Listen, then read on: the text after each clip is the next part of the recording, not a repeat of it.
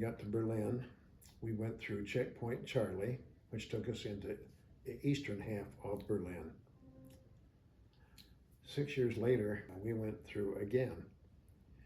My experience both times was it was like going from a Technicolor movie into a black and white movie.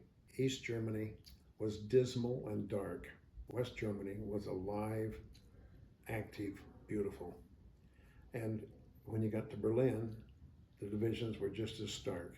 So there was no business activity in the East Berlin. And when you went into a store, the people were terrified to talk to you because you were an American. And if I asked a question, they would run away. They were afraid they'd get accused of being indoctrinated. And they checked us good, and then they let us through.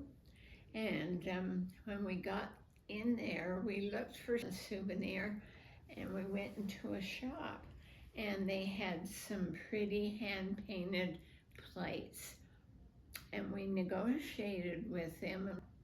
So when we got to Checkpoint Charlie, I took this little plate and I just put it under my shirt, and they had us get out, and they checked under our car.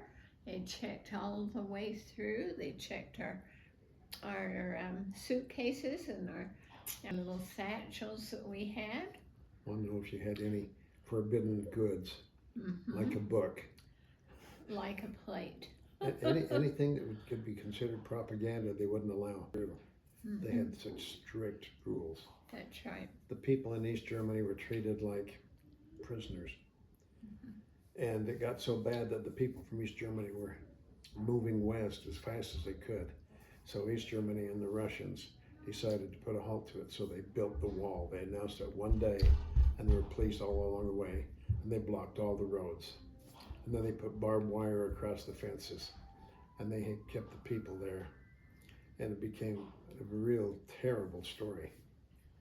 And originally, the Russians had tried to stop the Americans, anybody bringing any goods into Berlin at all. And so they had a big airlift. And that airlift went on for a long time. They had to deliver everything to Berlin by plane. Finally, the communists decided they would allow people to come in by road.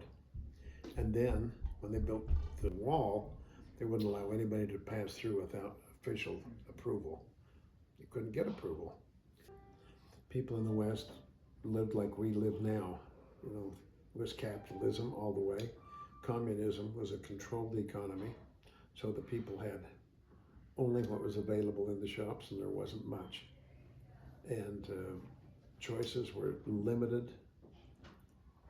Jobs were limited. I mean, government ran everything. Communism was a very strange economic system where they thought that the government should make all the decisions. So it failed. And that's when, after the wall fell, then of course, that was the beginning of the end.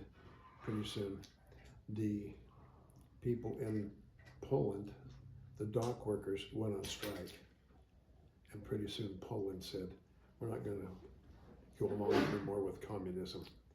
And Gorbachev said, we're going to do away with that. So they let all these countries around that were controlled by Russia, they gave them all their freedom. And that was the end of communism.